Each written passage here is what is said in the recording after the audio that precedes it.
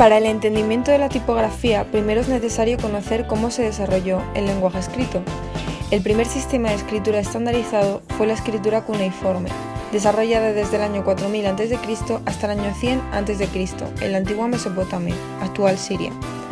Las primeras formas de escritura cuneiforme eran columnas descendentes, pero luego se transformaron en renglones escritos de izquierda a derecha. Esto nos lleva a hablar del dinamismo de las letras, el lenguaje y la tipografía. Se han producido cambios a lo largo de la historia dependiendo del poder dominante del momento, que heredaba, modificaba, adaptaba e imponía su voluntad sobre las formas existentes. El siguiente acontecimiento clave tuvo lugar alrededor del año 1600 a.C., cuando el pueblo fenicio sentó los fundamentos del alfabeto latino actual y formalizó un sistema de 22 signos mágicos, o mejor dicho, símbolos que representan sonidos en vez de objetos. Estos símbolos podían combinarse entre sí para construir miles de palabras, a pesar de que el alfabeto solo contenía consonantes. El alfabeto fenicio dio origen a sistemas de escritura posteriores, como el árabe, el hebreo, el griego y el latín. A partir del fenicio evolucionó el arameo. Este es un idioma semítico, precursor del árabe y el hebreo.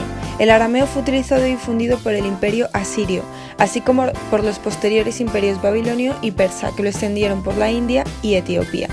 Actualmente el arameo todavía se habla en algunas partes de Siria, Irak, Turquía e Irán. Posteriormente los griegos también adoptarían los caracteres del sistema fenicio para desarrollar su propio alfabeto. La invención de los signos de puntuación permitió pasar del estilo bustrofedón a un sistema de escritura de izquierda a derecha. Los griegos introdujeron las vocales y con estas un alfabeto completo y flexible. Insertaron espacios entre las palabras y comenzaron a utilizar signos diacríticos, lo que facilitó la lectura y la comprensión. A partir del alfabeto griego, los romanos crearon el propio, compuesto por 26 letras. Las mayúsculas, que constituyen la base de muchos de los tipos de letra actuales, derivan de las letras que los romanos grababan en piedra, motivo por el cual este alfabeto recibe el nombre de romano. Además, los romanos utilizaban 7 de sus letras como números básicos. Carlomagno, considerado el fundador del Sacro Imperio Romano, decidió estandarizar todos los textos eclesiásticos alrededor del año 800.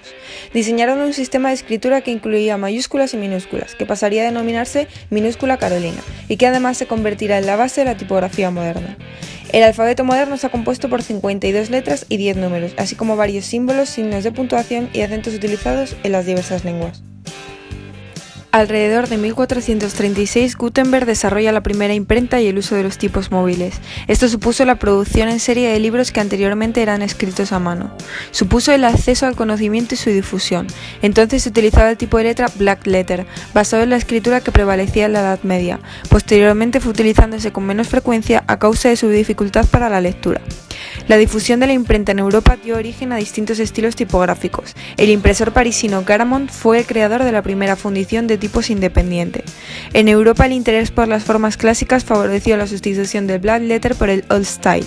Este estilo, más condensado que la letra carolina y más redondo y ancho que el Black Letter, presenta un bajo contraste, una inclinación diagonal y remates con cartelas redondeadas. Se diseñaron diferentes tipos que siguen siendo muy importantes en la actualidad, como la Baskerville. Fue creada por John Baskerville. Es una versátil fuente de transición y precursora de varios tipos actuales. También cabe destacar la romana moderna Didot. El tipo moderno de Firmin Didot se convierte en el estándar nacional para las publicaciones francesas. Más tarde llegó la Revolución Industrial, se redujo el tiempo requerido para la creación de nuevas fuentes, se introdujo la negrita y las serifas se fueron afinando hasta que acabaron por desaparecer.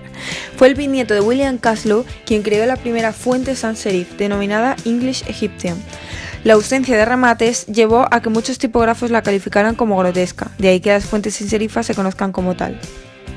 Hacia 1848 el desarrollo de la litografía permitió el arte comercial, es decir, ya se alcanzaban velocidades de impresión de 10.000 hojas por hora, por lo que fue posible la fusión entre el arte y la industria para la producción de carteles o cromos en color para libros. Se iniciaba una etapa repleta de posibilidades para el diseño gráfico. Surgieron los movimientos de vanguardia que exploraron las diversas posibilidades de la tipografía como material de expresión. El futurismo, dadaísmo, neoplasticismo y constructivismo encontraron en ella un lugar para la experimentación, alejado de los medios artísticos tradicionales. Se convirtieron en un referente tanto para los diseñadores más innovadores del momento como para los que aparecieron en las décadas posteriores. En 1916, Edward Johnson diseñó la London Underground.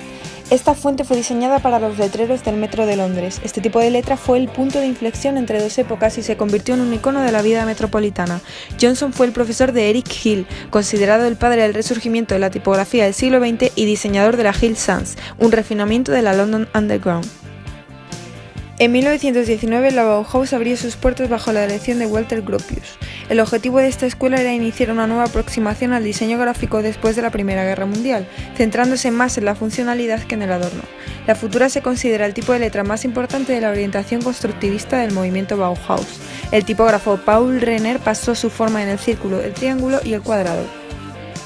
En 1928 vio la luz la nueva tipografía, un libro que marcó un antes y un después en la percepción de lo que había de ser la tipografía del siglo XX. La nueva tipografía se convirtió en el punto de referencia para quienes se han considerado vanguardistas y seguidores de la línea más racionalista del diseño. Según Siegel, la nueva tipografía apuntaba a la flexibilidad en sus métodos de diseño.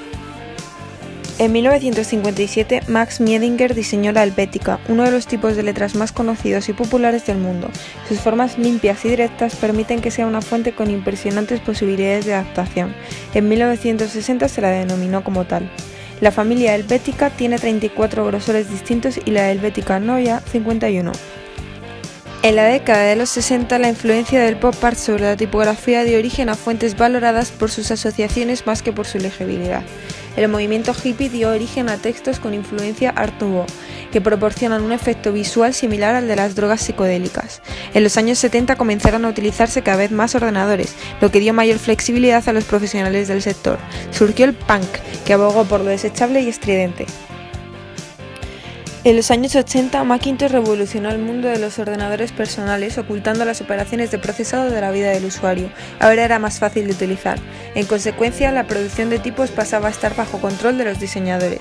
En los años 90, los diseñadores gráficos quisieron experimentar con tipos más artesanales e informales. El uso de los tipos pasó a formar parte del mensaje, en vez de ser un mero transmisor del mismo. A partir del año 2000, el diseño atraviesa una etapa de pluralismo que llega hasta hoy. No existe una única alternativa dominante, sino que se mezclan y se juega con las infinitas posibilidades. Se comprueba que lo que es adecuado para una cosa no tiene por qué serlo para otra. En la actualidad, los diseñadores gráficos experimentan y disfrutan de las posibilidades que ofrece la tecnología moderna para crear tipos de forma rápida y utilizarlos para sus diseños.